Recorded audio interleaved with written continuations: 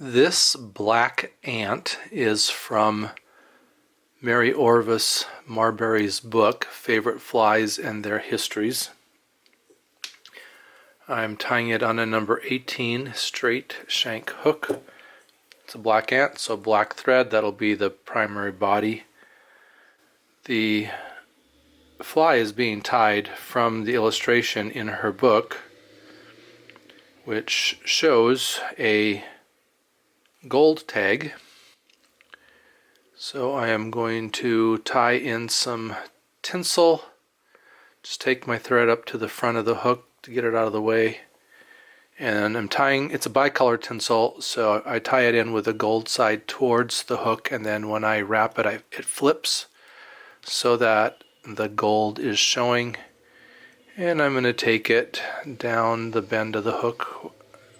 4 wraps is probably good. 3 or 4 wraps, just so enough so that there is a tag showing. And then bring that back up.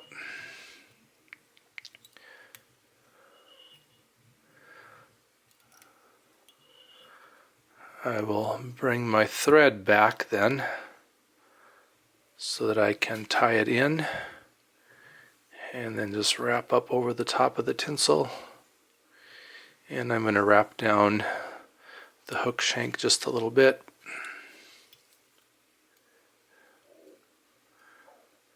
Actually take my thread all the way up to the front of the hook, where I'm going to tie in a tuft. That's what I'm calling it. I don't really know what else to call it, but there's a little tuft that is back here at the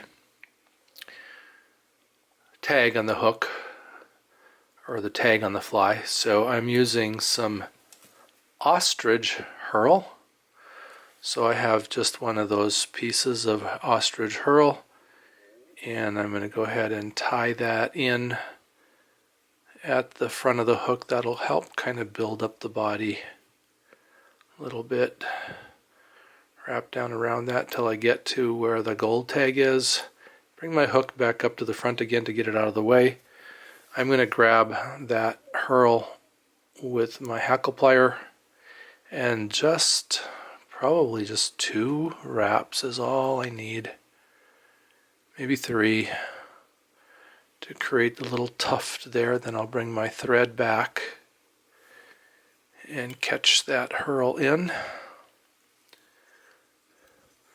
And again, I'm just going to wrap up over the top of the herl and wrap down the hook. It'll grab all the herl fibers and tie them in along the shank of the hook. I can go ahead and clip that out now. And then I'm going to continue wrapping with my thread and see if I can't get the rest of those little fibers from that herl to lay down. And then just back to where I've got that tuft and back up to the front of the hook for the body.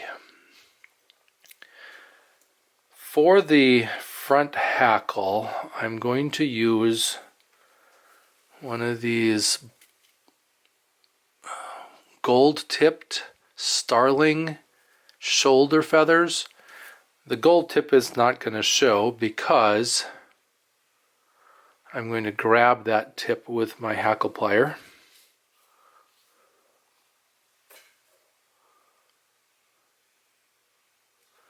And then pull back on the fibers that are going to become the hackle.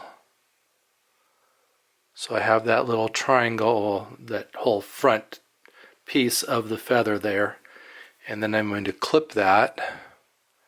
So all I have is a little tiny triangle, and then I'll lay that against the hook and wrap up over that little triangle to catch in that hackle. Then I will grab the back end, the butt end of that feather with my pliers,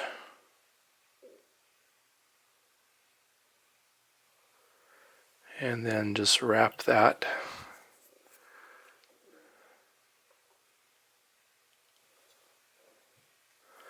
Probably if I pull back on them a little bit, help to keep them leaning back, come underneath of my thread.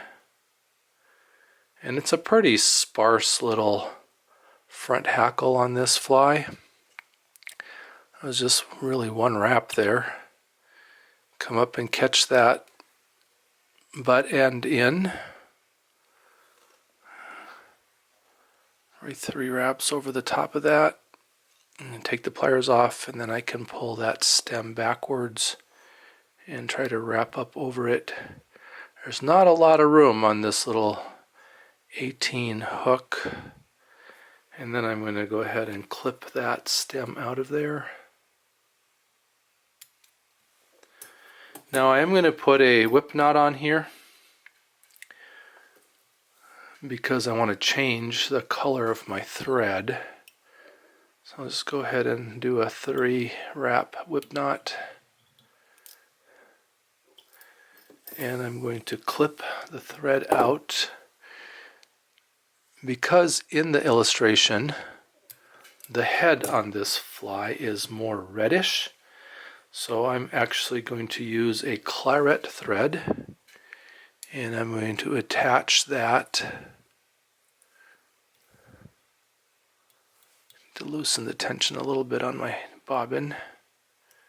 Go ahead and attach that thread, clip out the tag.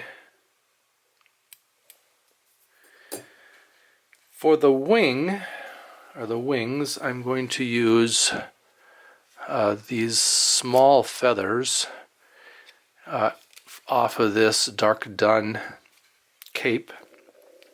Now Mary does say that this fly can be tied with gray feather wings, and she says that that would be a more natural approach to the wings for this ant, but that it was more common in the late 1800s for this to be tied with black wings.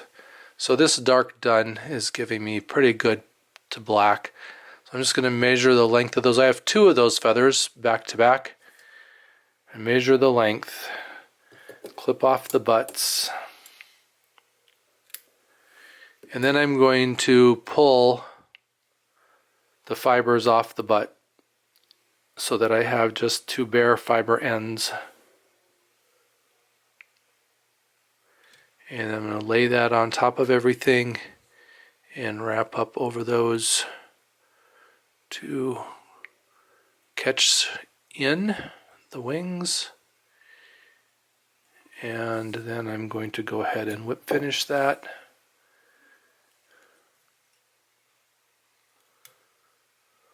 This time it is a finish. Clip out my thread. It's kind of hard not to get kind of a big head on this, but you know, ants. And see if I can clip those little butt ends out of there. There's another fiber here I want to get rid of.